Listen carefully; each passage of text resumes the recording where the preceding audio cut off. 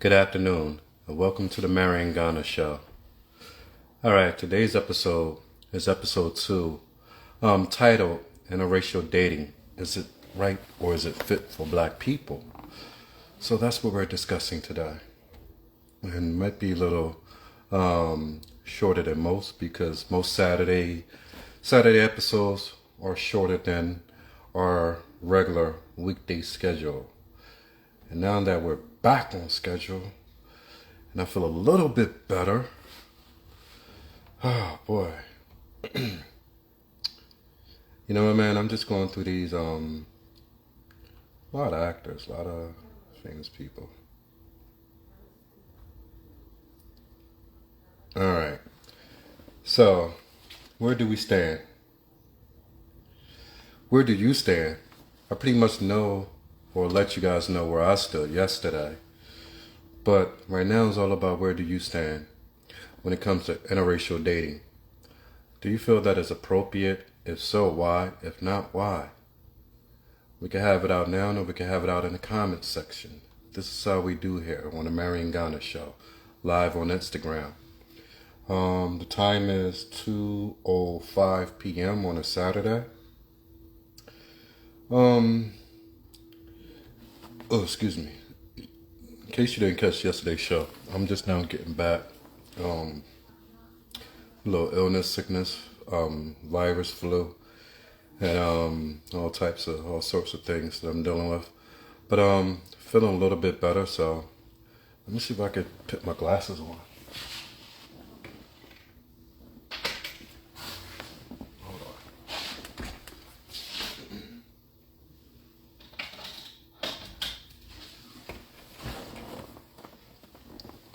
I feel much cooler with my glasses with this outfit. I don't know why, but I just do. Alright. It's not like I could read in them though, so. Alright guys, let's get started. I don't want to keep you too long. Alright, as we went over, we had a few guests on yesterday about interracial dating and how each person feels about it. One particular thing I wanted to give notice to, some things that I didn't even know. So the one thing about life I realize is that each day we're able to learn something new that we didn't know yesterday or beforehand. And that's another attribute that I'm grateful for with this thing that we call life, that we can always learn something new. And no matter how much we know or think we know today, a lot of times, a lot of the things that we see or believe get usurped by things that we learn in further detail or things that we just outright didn't know. And that's life, man. That's supposed to be life anyway. Unfortunately, you get people who are stuck in their ways. A lot of people, what people got to understand is that human beings are made to worship. That's number one. Number two, if they don't find the proper channel to their creator, they wind up worshiping other things. And unfortunately, a lot of people could be misguided by other individuals. For whatever reason, and this I don't understand, even being in psychology, it's hard for me to comprehend at times how people can hear things that are so drastically off from just basic human understanding and run with it and believe it and die on that sword rather than continue to learn. And what I mean by that, take the so-called religious cult called Hebrew Israelites. It's very difficult to get through those type of brothers.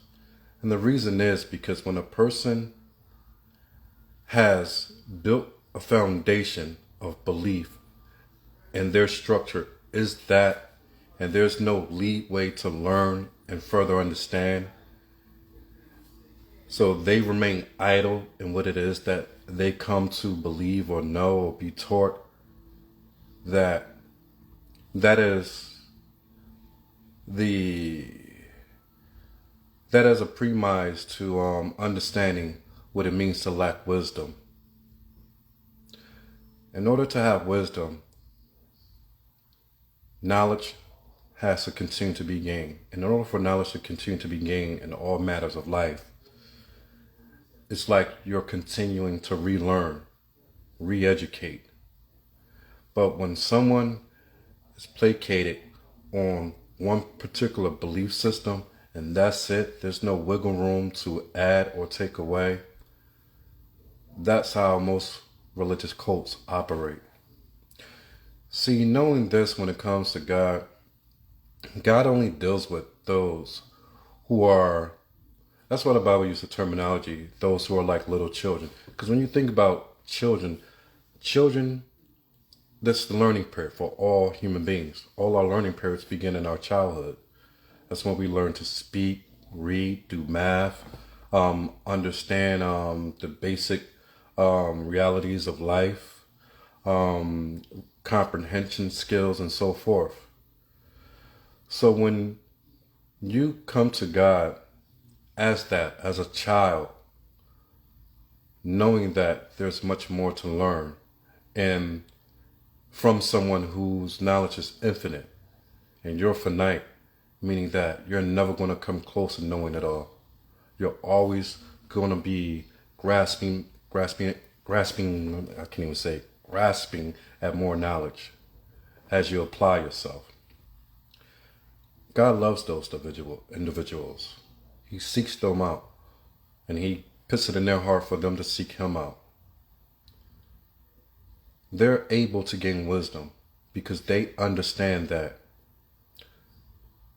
all matters and all things in life is a continuing understanding, and the source of all understanding is God himself. Once you remove the God and replace him with a God, that's where you get these cult mentalities that this is what I say because this particular God that I made up in my mind says it, and there is no left or no right. It's just here and there, here and only here. And unfortunately, a lot of our brothers and sisters get stuck this way. And that's why it says that the lake of fire is paved with good intentions. That's why it also says that there's a way that seems right to man that leads to death. You see, these type of brothers and sisters of ours, they truly believe what it is that they believe. But just like others who believe what they believe, some people believe racism, the way that they relate to racism. To them, that's their reality. They believe it. But that reality doesn't remove you from the same reality that's going to place you in that judgment to where you have nothing but eternal destruction. And I think that's something that we have to begin to see and understand. And it's not so much to fight against those who don't want to resolve themselves with actual knowledge and learning and understanding and continuing to grow, but it's understanding where we are as individuals, because until we can look at ourselves and take inventory, take stock of ourselves and where we are, it'll be extremely hard for us to help someone else. That's why through all the illness that I dealt with through these previous weeks, I thank God for my wife, because without her being there, God knows where I would be right now. Took care of me better than any nurse could ever. Hand and foot, everything needed. And not just that, by being blessed and having a blessed household, by opening myself up to God, understanding that there's flaws within me, as there will always be. But I had the understanding that I was lacking and that I wasn't what I was supposed to be. And instead of moving quickly, I was either dragging my feet or being idle in a lot of things that I know I should be doing and know I should be studying and building my own faith up. Pleading my case through the weeks helped remove some things in my life that I've always wanted to be removed. No desire for it. Thank God for it. Feel like a new man. Definitely a different man. Because my days and times not filled with being out, drinking and smoking and just being about and doing whatever. But it's being more productive. It's giving more time to study. Giving more time to learn in order that I could be placed in a position that was intended. And with this thing called interracial relationships, a lot of people who are so-called these pro-black people from your Umar Johnsons, I know there's a ton of people out there. I just don't know them by name. I really don't pay attention to a lot of the people. But I know they're out there, so forgive me if I don't really know all by name. But what's funny is this. These same people who will talk to you and tell you that you ain't black if you're married to what they call a snow bunny. I'm going to take Umar Johnson because like I said, he's pretty much the only one that I know.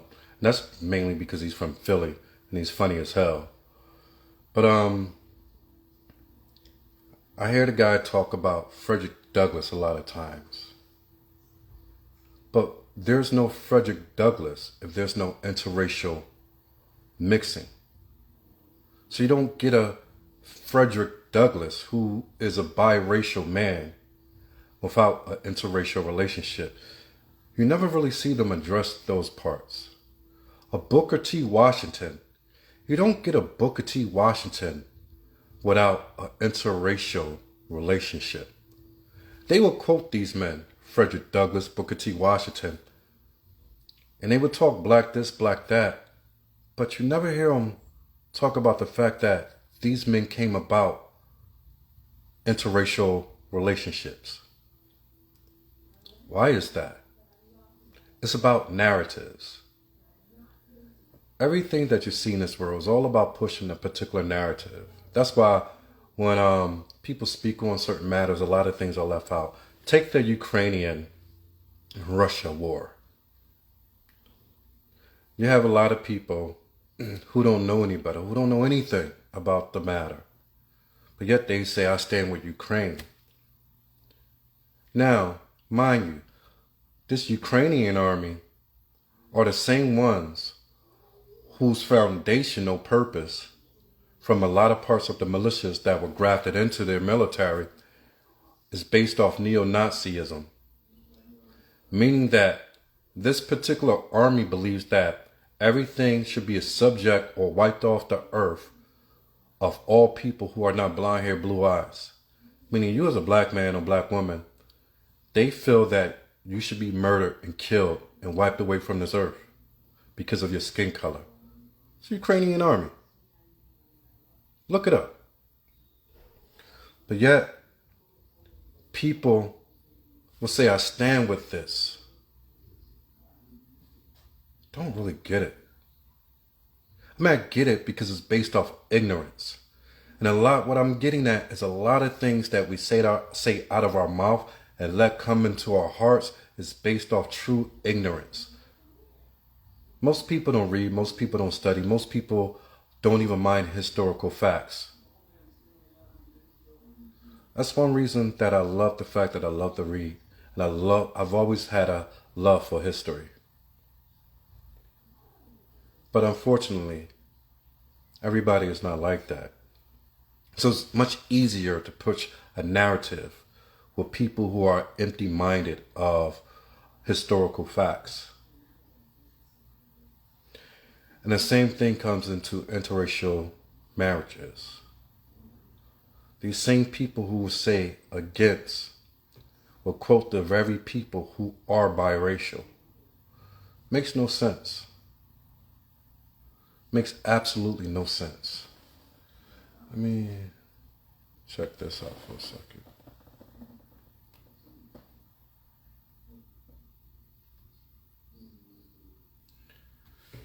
Now, interracial marriages also gave us some of the worst people. Kay Harris, if you know who I'm talking about. But let me not get suspended. So, Lenny Kravitz, for instance, biracial, great musician.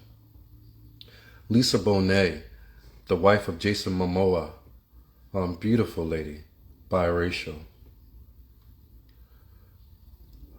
Some of these people, I don't know. The Rock, we know. Drake, the rapper Drake, for people who like Drake, biracial. I'm just calling out the people I know. Jasmine Guy, great actor from The Cosby Show, biracial.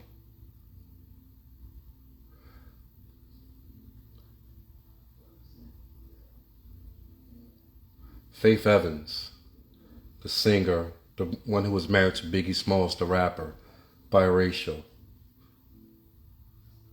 There's a lot. I'm skipping most of them. Bob Marley, of all people, which I didn't know until now. Bob Marley, one if not the greatest musician who ever lived. Bob Marley, biracial. So for these people who are fully against it by any means necessary, but you speak about Bob Marley, they would tell you how much they love Bob Marley.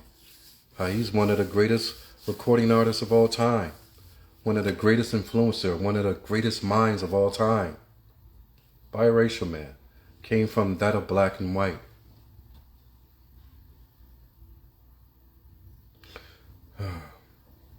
Nigerian singer Sade, one of my favorites. One of my absolute favorites, Sade. I've actually went over her documentary a few weeks back. Lot of things to unpack in her documentary. So I would suggest that for those who know Sade, to take a look into it. You could just go on YouTube, punch in her name, or punch in Sade documentary. A pretty damn good one. But one of my favorites, biracial. We don't get her music without a biracial or interracial arrangement.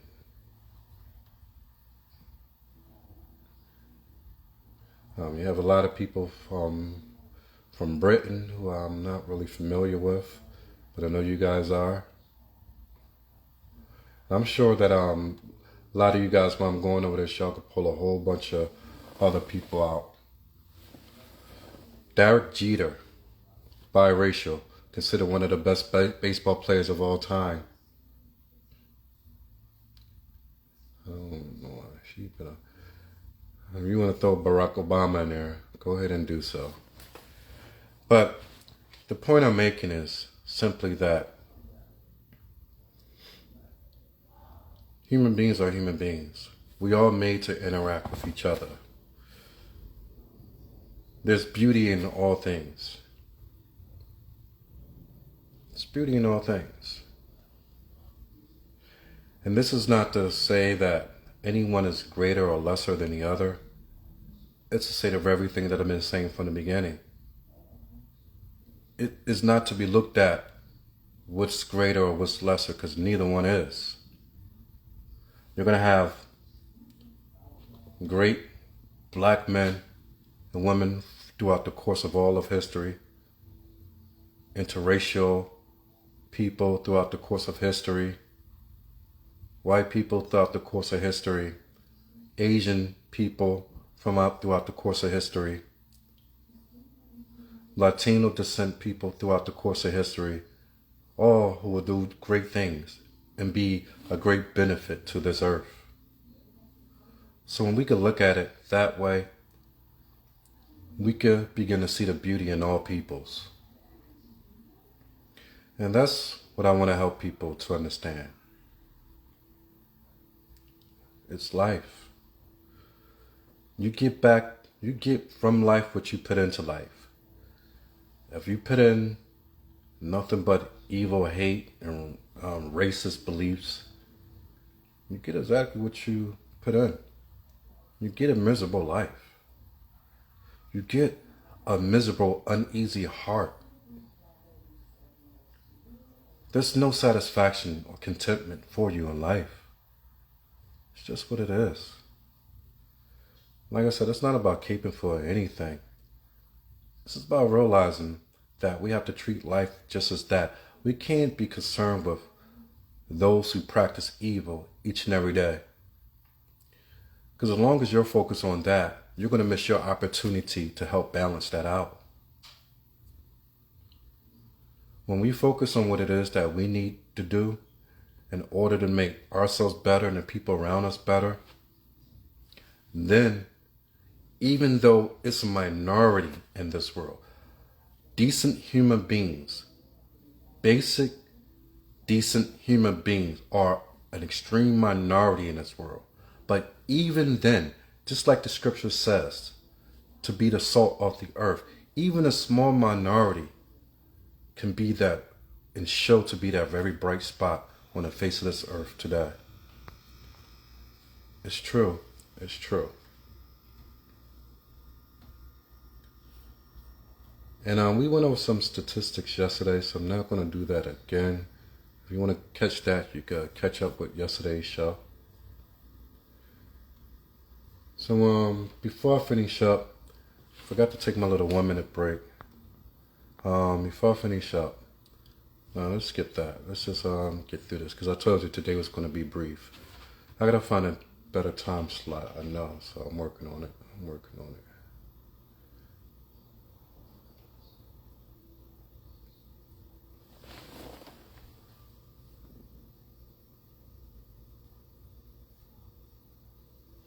Okay, that's what I was going to get to. I was looking for the name because I don't know how to pronounce it. Thaddy Way Newton. And I think her one that I call her twin is Zoe Zanlander or something like that. She's an interracial lady, black and white. She came up in the news media about her little babbling about she apologized for black women for stealing their men, and yeah, that was, I don't even know where that was coming from. Nobody's stealing anybody's men. All right, but what I'm getting to is the second half of this discussion. A lot of times, it used to be said back in the day when black women would see white women with black men, they would say, oh, they're stealing our men, they're stealing our men. And now that a lot of black men are dating out of their race, dating a lot of people of Asian descent, African descent, Brazilian, and so forth, you hear them cries get louder these days.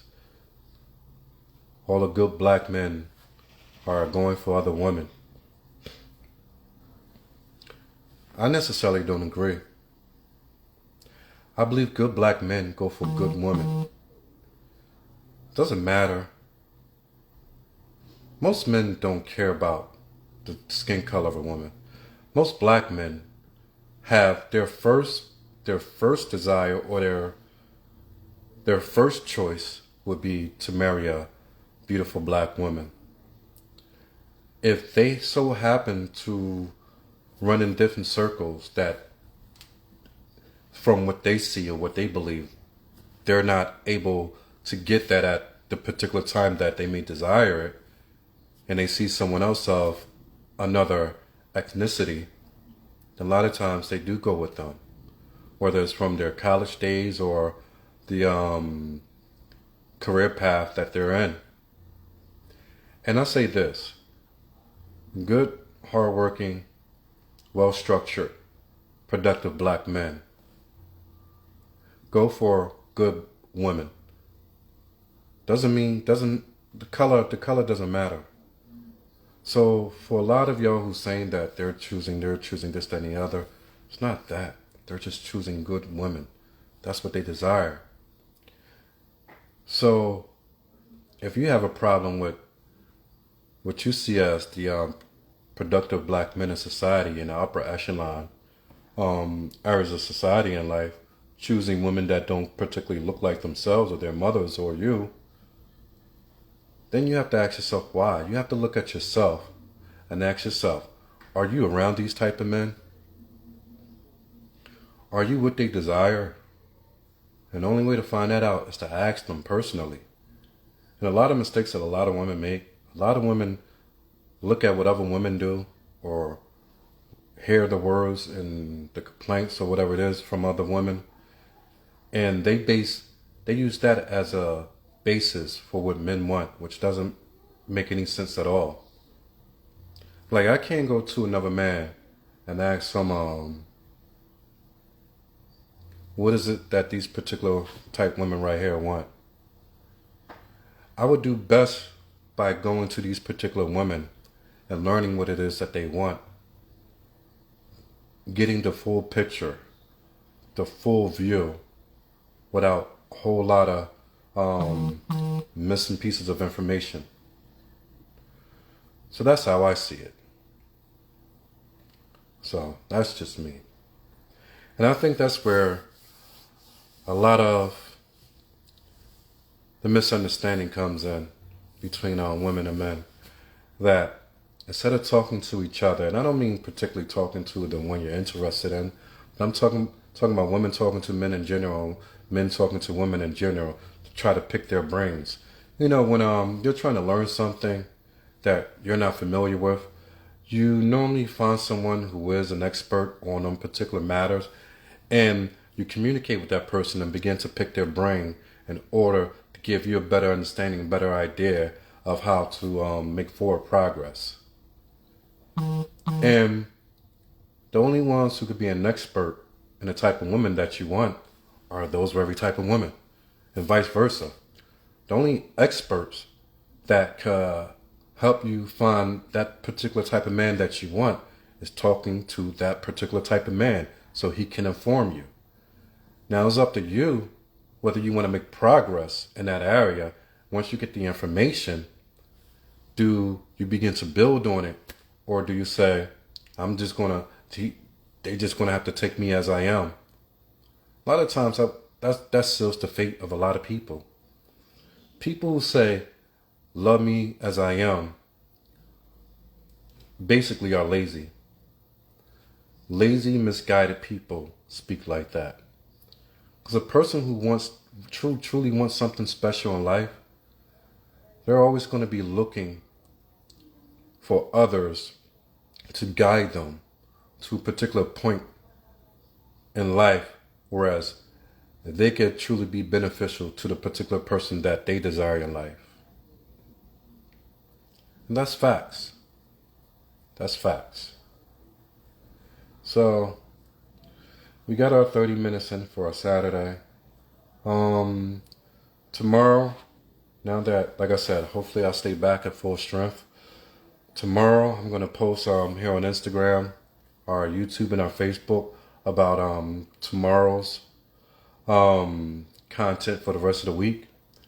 And I think we're going to I want things to kind of be like in a sort of chronological order, that one thing lead into the other. And I'm not 100% sure, but I think that we're going to get into our next discussion, where we're going to need both the men and the women on throughout Tuesday to Friday. We're going to talk about wigs, weaves, and skin bleaching, and how men feel about them concerning someone that they would choose to be a wife. And like I said, man, this is for us to really get into some deep discussions that actually matter in life, that helps us to understand more and be better at what it is that we seek in life. So next Saturday, we're going to start this at 7 p.m. because we're just going to do 7 p.m. throughout, Tuesday through Saturday at 7 p.m. Like I said, all things is a work in progress till we find our way. and we're still looking to find our way. So with that said, I hope you guys appreciated this 30 minutes that you allowed me to spend with you. Make sure you catch us live here on Instagram, 7 p.m. through Tuesday through Saturdays from now on. And make sure you follow. Make sure you go over to our Facebook page. I gotta put that and start putting that in the description box. And make sure you definitely go over to the YouTube and subscribe to the Marion Ghana Show. I appreciate it. I appreciate your time. And look forward to seeing you guys soon. Peace out.